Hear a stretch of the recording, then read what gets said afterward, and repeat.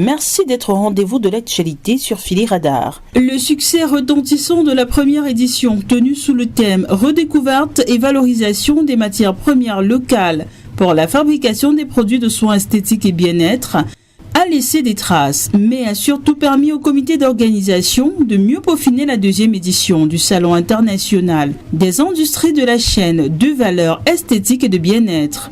Prévu se tenir du 31 janvier au 2 février 2024, cette deuxième édition met l'accent sur l'approche du genre avec le thème « L'autonomisation et la professionnalisation de la femme et de la jeune fille dans les industries de la chaîne de valeur esthétique et bien-être ».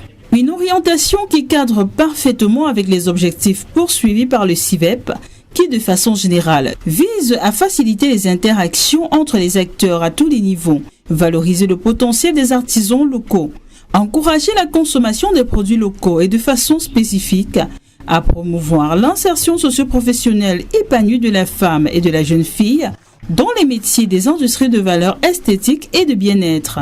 Face aux hommes de médias, le 4 octobre 2023 à Douala pour le lancement officiel des préparatifs de cette deuxième édition, Dufo Chesop, épouse Tayem Alvin, la promotrice du CIVEP et coordonnatrice du Reprobec, justifie la nécessité de l'organisation de cet événement. Nous sommes dans un secteur d'activité qui a été longtemps marginalisé. Nous avons osé, il faut dire que nous avons osé parce que malheureusement, on n'a pas toujours les moyens nécessaires pour pouvoir développer ce secteur. Je vais ici d'abord remercier le ministère des Arts et de la Culture qui depuis un certain temps, depuis 2020, a décidé de mettre en place des associations artistiques et culturelles qui nous a donc reconnus comme un secteur artistique et dès lors est devenu un partenaire institutionnel, nous accordant donc cette possibilité d'organiser des événements comme ceux-ci pour la promotion de nos métiers. Et je vais également féliciter le ministère du Commerce qui davantage nous accompagne. Je vais féliciter la Nord qui est en contrat avec nous pour la diminution des prix de certification. Parce qu'il faut noter que le secteur de la cosmétique souffre des coûts.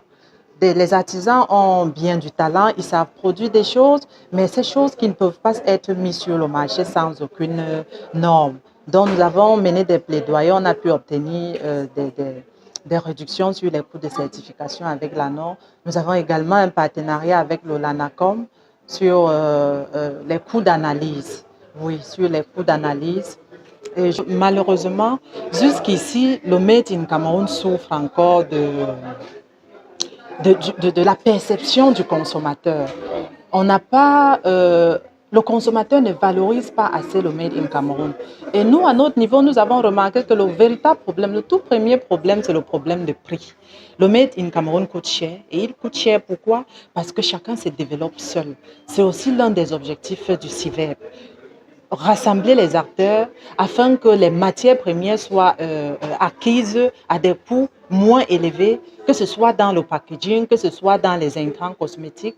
S'agissant des actions concrètes menées sur le terrain pour accompagner le comité d'organisation de cet événement, le ministère des Petites et Moyennes Entreprises, de l'économie sociale et de l'artisanat compte jouer son rôle à fond. Ma présence ici, c'est pour marquer l'appréciation de l'administration que je représente face à l'initiative d'organisation de ce salon. Donc, ce que je voudrais dire, c'est que plusieurs activités sont menées par notre administration en faveur du renforcement des capacités des acteurs de différents secteurs, pratiquement tous les secteurs. Il y a des sessions de renforcement de capacités qui correspondent à chaque secteur d'activité, à chaque activité. Parce que pour nous, le renforcement des capacités, l'accompagnement, la présence lors des événements promotionnels, c'est ce qui compte et c'est ce qui peut permettre donc aux acteurs du secteur d'améliorer leur production, d'être compétitifs. Je pense qu'il y a de l'espoir. La réalité est là. Nous savons que la présence sur nos marchés de produits venant de l'extérieur a fait croire à un moment que la beauté venait de l'extérieur. Alors nos administrations sont là pour valoriser le Made in Cameroun, le Made in Africa. De quoi affirmer sans embâche que tous les voyants sont ouverts pour cette deuxième édition dont le thème est aligné sur les objectifs de développement durable pour une place de choix à la formation et à la professionnalisation des acteurs de la chaîne. Rendez-vous est pris pour le 31 janvier prochain à l'hôtel de ville de Yaoundé.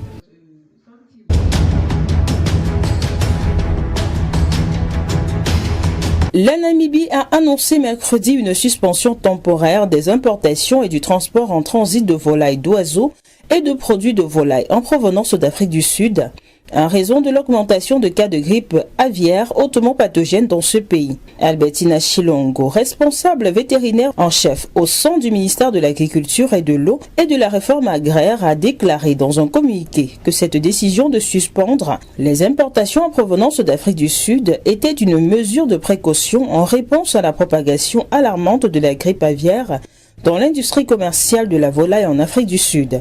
Selon Madame Chilongo, les produits à base de viande de volaille cuite destinés à un usage commercial peuvent toujours être importés en Namibie ou transités par ce pays, à condition qu'ils soient assortis d'un permis d'importation vétérinaire valide. En plus de cette suspension, tous les permis d'importation et de transit préalablement émis pour ces articles sont annulés et rappelés avec effet immédiat, a-t-elle indiqué.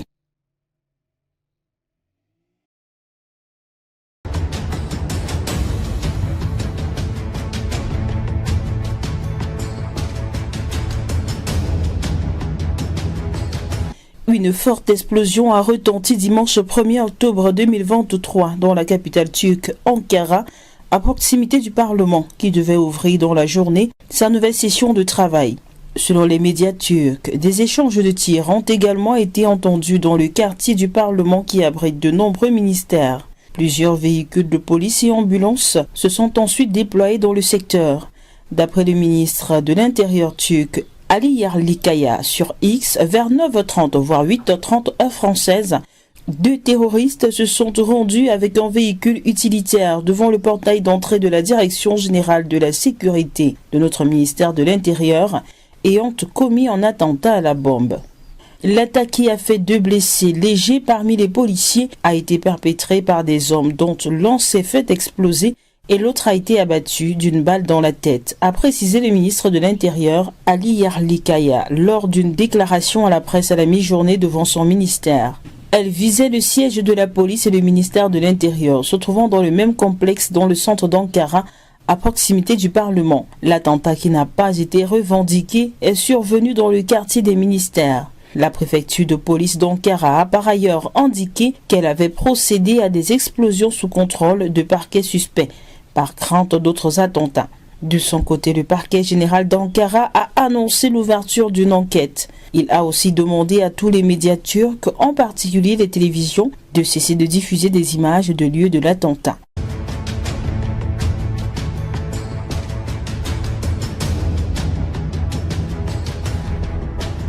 Un an après sa prise de pouvoir par un coup d'État, les partisans du capitaine Ibrahim Traoré étaient rassemblés à Ouagadougou vendredi pour le soutenir.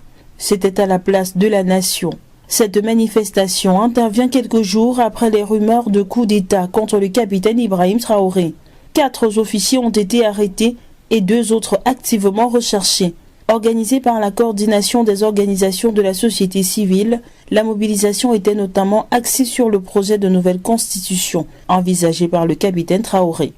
Vendredi, le capitaine a déclaré qu'il prévoyait un changement partiel de la constitution du pays, affirmant à la télévision d'État que le texte actuel reflétait l'opinion d'une poignée de personnes éclairées au détriment des masses populaires.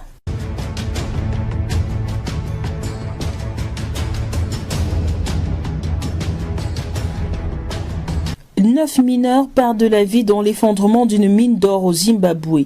Le drame est survenu vendredi près de Chegutu, à environ 120 km de l'ouest de la capitale du Zimbabwe, Harare. Selon l'information relayée par les médias, au moins 9 mineurs ont été tués. 4 corps ont été récupérés et 5 autres mineurs restaient piégés sous les décombres, a affirmé la présidente de la Fédération des mineurs du Zimbabwe. Henrietta Rochewaya. D'après Houssen Firi, ingénieur de la mine, nous sommes convaincus qu'ils sont tous morts, a-t-il dit. La récupération des corps était cependant une tâche extrêmement difficile en raison du risque constant d'effondrement de la mine. Chaque tentative de sauvegarde mettait en danger la vie des secouristes.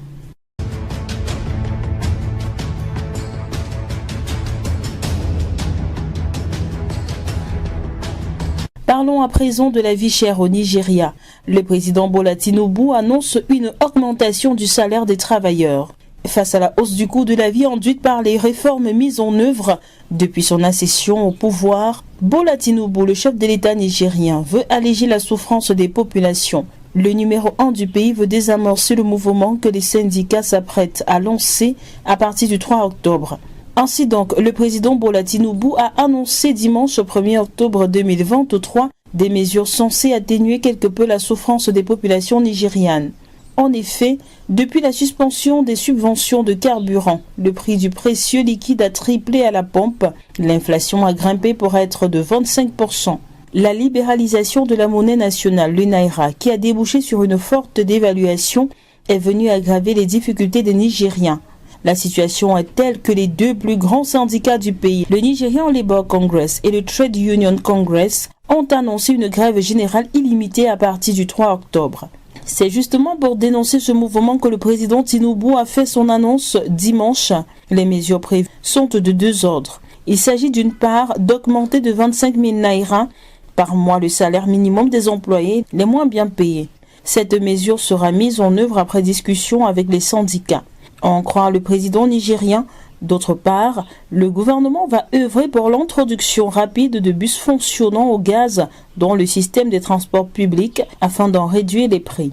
À l'occasion d'une émission organisée dans le cadre du 63e anniversaire de l'indépendance du Nigeria, célébré le 1er octobre, Bola Tinubu a déclaré « Mais c'est ce qu'exige la grandeur et l'avenir », toujours pour montrer la pertinence des réformes qu'il a introduites dès son installation. Il n'y a aucune joie, ajoute-t-il, à voir le peuple de cette nation assumer des fardeaux qui auraient dû être abandonnés il y a des années. J'aurais aimé que les difficultés d'aujourd'hui n'existent pas. Mais nous devons les supporter. Nous voulons un meilleur avenir, a-t-il dit. Fin de ce flash d'information. Merci de nous avoir suivis. Abonnez-vous et activez la cloche de notification pour suivre toute l'actualité sur Fili Radar. À très bientôt.